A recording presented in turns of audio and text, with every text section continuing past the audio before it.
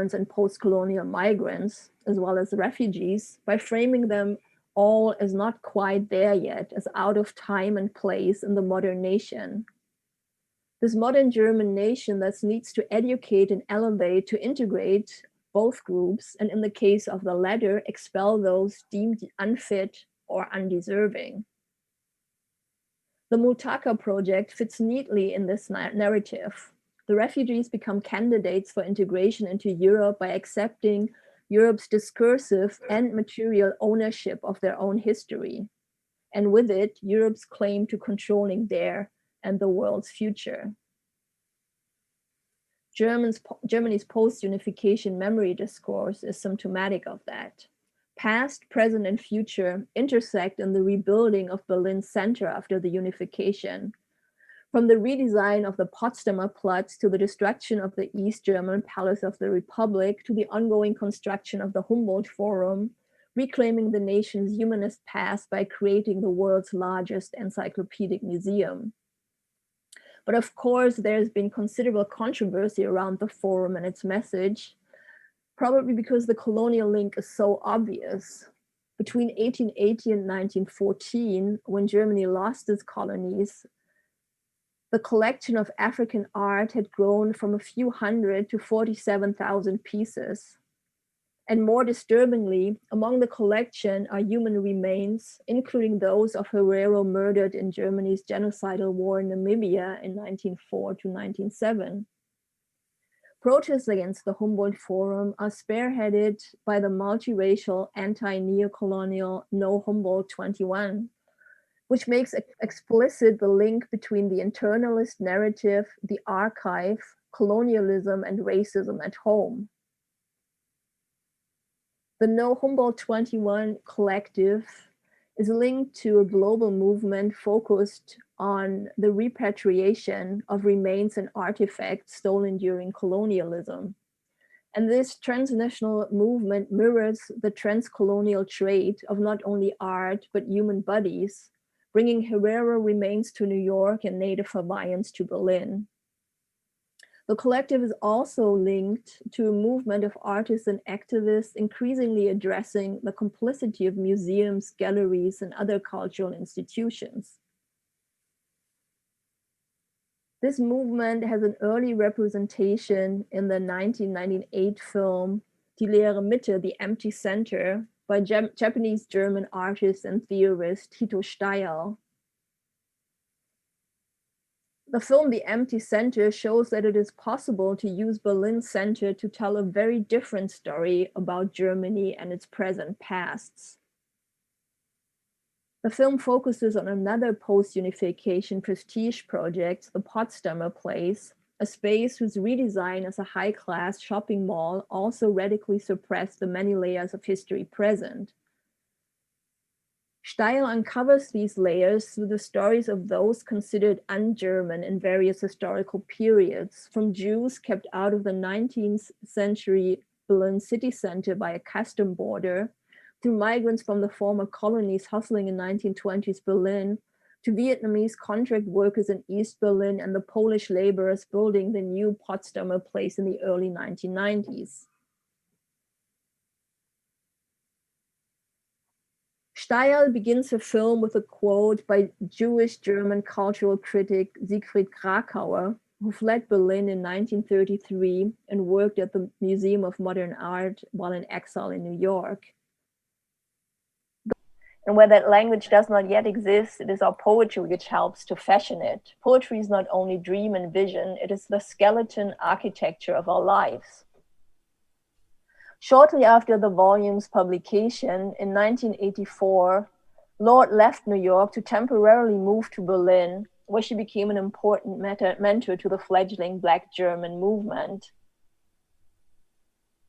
The life stories of both Krakauer and Lord offer counter narratives to Europe's internalist story, And both statements quoted resonates with the resistance to a singular narrative, offer counter narratives to Europe's internalist story, deems all alternative models. And both statements quoted resonates with the resistance to a singular narrative, offer counter narratives to Europe's internalist story, and of many other alternative models. And both statements quoted resonates with the resistance to a singular narrative, offer counter narratives to Europe's internalist story, and of many other alternative models. And both statements quoted resonates with the resistance to a singular narrative, offer counter narratives to Europe's internalist story, and of many alternative models. And both statements quoted resonates with the resistance to a singular narrative, offer counter narratives to Europe's internalist story, and of many alternative models. And both statements quoted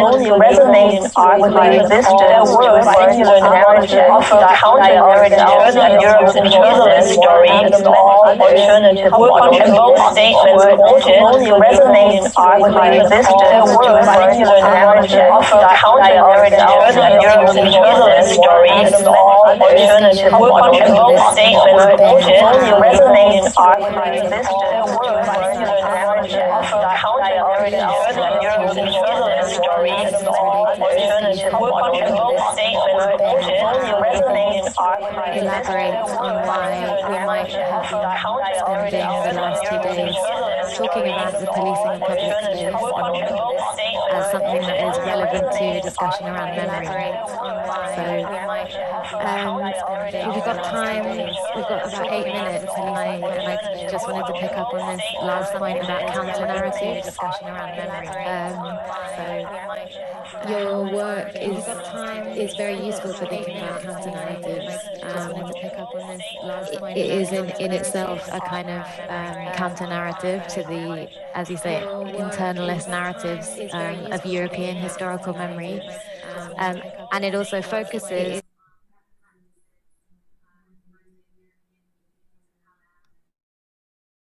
engaged with kind of art, activism, poetry, as also directly engaging with discourses on historical memory, and yet there's a kind of hierarchization or silencing of these practices as historically, or as producing historical knowledge.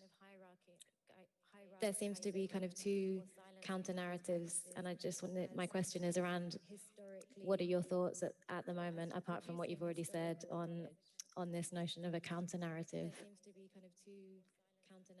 I think a counter-narrative is different from the kind of narrative that can be integrated into a larger narrative to make it more diverse, which is kind of the idea behind this multicultural model, right? And I think what I see as counter-narratives are those that don't really make sense in the existing system, because and therefore cannot be included, which is why they are marginalized. But at the same time, to me, it seems that they have the potential to lead to further destabilization of the existing system, to produce a new one in which all those counter narratives can coexist together.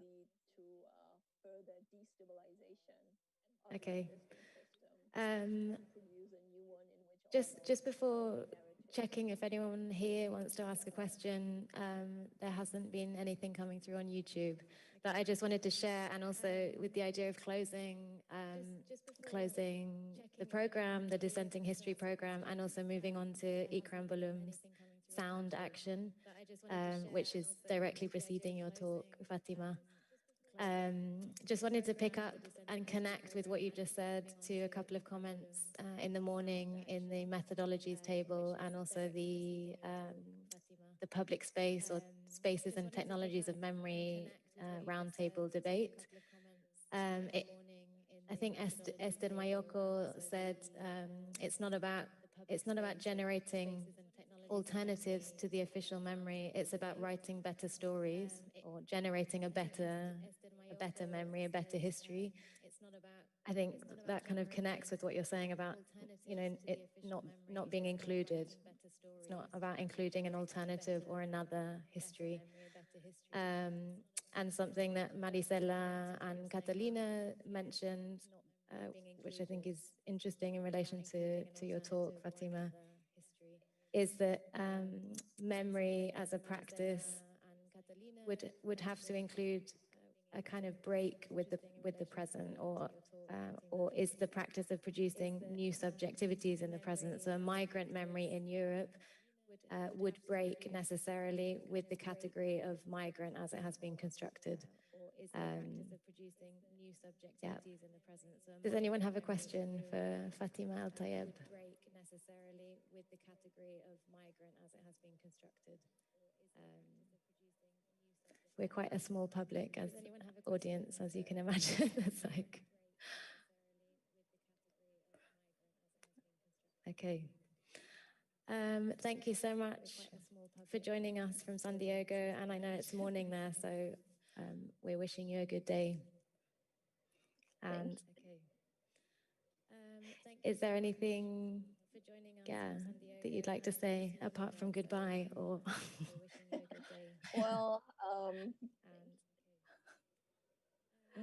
I mean, not really. I can just say a word about what you summarized right now about the earlier discussions, which I totally agree with. So I do hope it was a bit of a good fit. I think that the European memory discourse is tied to a larger system of control that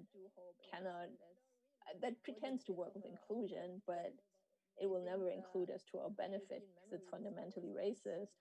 So yes, this system needs to be exploded, which also means that the memory discourse as it exists needs to be completely reframed. But of course, there are already many populations who have a memory discourse that is in complete clash with the existing narrative.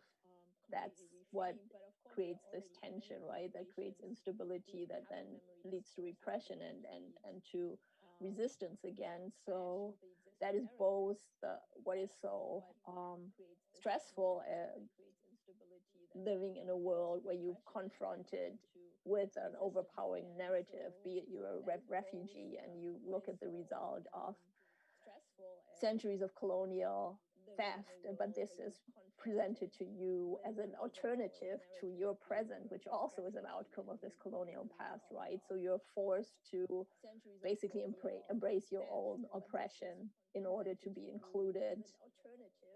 But there's also a potential for resistance, right? Because this is a connection between many communities that are not necessarily always in conversation with each other. So I see that also as a potential for the future. And other than that, I can only say I hope that we'll see each other again in person at some point in the near future.